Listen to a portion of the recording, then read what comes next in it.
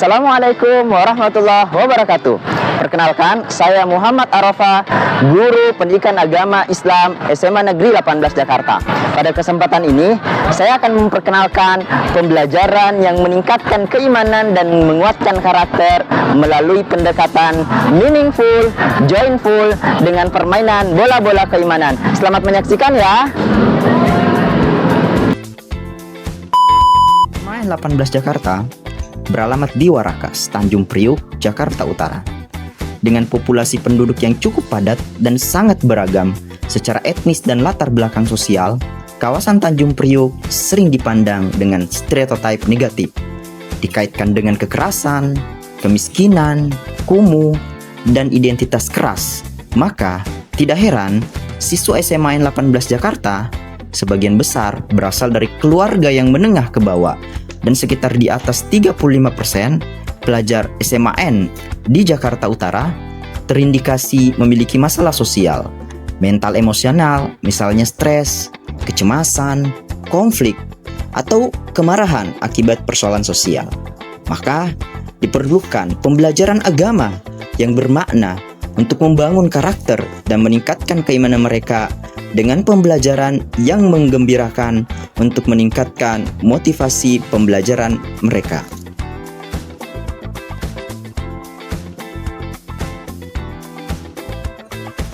Strategi yang pertama saya lakukan dalam melakukan pendekatan pembelajaran yang meaningful dan joyful adalah melakukan pemetaan kebutuhan belajar peserta didik dengan melakukan asesmen diagnostik kognitif yang bertujuan untuk mengetahui kemampuan awal dasar peserta didik pada topik Syu'abul Iman.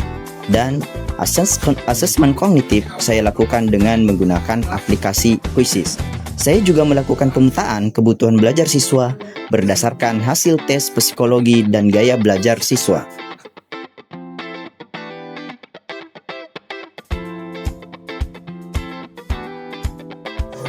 Setelah asesmen diagnostik dilakukan, guru melakukan pembentukan kelompok dan pembahasan topik Syu'abul Iman.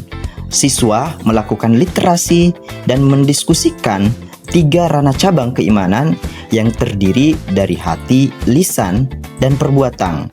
Masing-masing kelompok menyampaikan hasil diskusinya. Selanjutnya akan dilakukan permainan tentang bola-bola keimanan. Berikutnya, guru melakukan review materi tentang 3 ranah cabang keimanan. Dan selanjutnya, guru juga menjelaskan metode permainan dan aturan-aturan yang akan dijalankan dalam permainan bola-bola keimanan.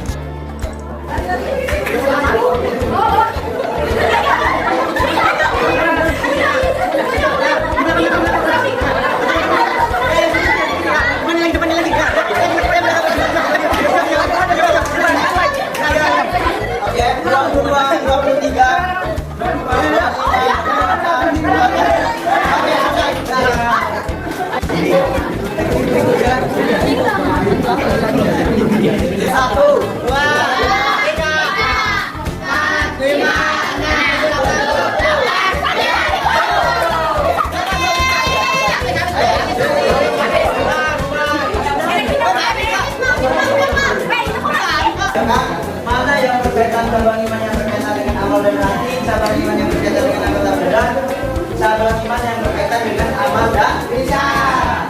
Kira-kira sebelum kita bahas pembelajarannya, dari permainan ini apa yang bisa kita dapatkan? Ayo, siapa yang Pak.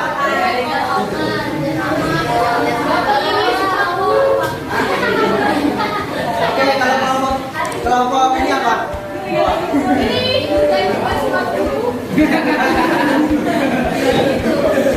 Oke, yang kelompok pemenang komentarnya apa kira-kira? Apa yang saya paling Pak, salah banyak. Apa komentarnya dari kenapa bisa menang? Apa kuncinya jadi menang? Oke.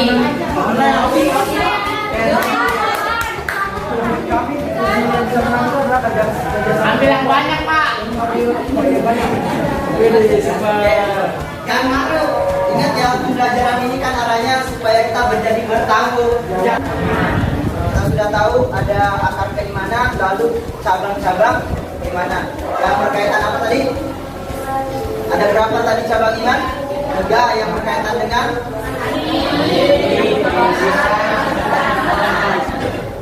minggu depan akan presentasi menggunakan main sesuai dengan kelompok.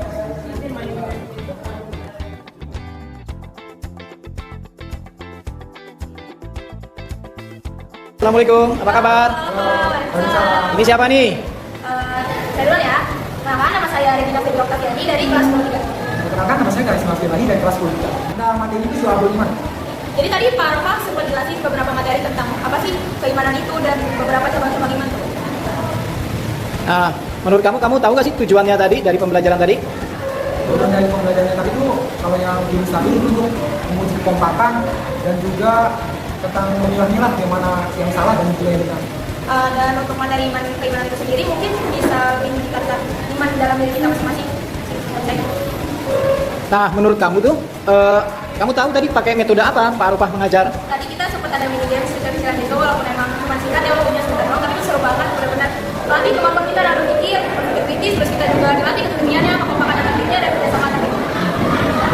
Nah, menurut kamu itu metode itu baik nggak sih bagi kamu? Baik banget juga, itu melatih kerjasama dan antar kelompok, bukan antar kelompok yang antar teman juga.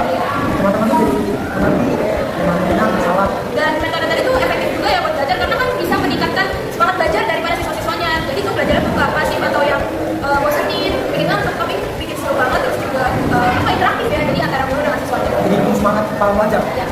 Nah, menurut kamu tuh apa sih, ada kekurangannya nggak sih dalam proses pembelajaran tadi? Mungkin untuk tadi kita nggak ada ya, mungkin untuk kedepannya tadi itu udah bagus banget, udah seru banget, pelajarannya udah gampang kita terima, mungkin untuk kedepannya ditingkatkan lagi.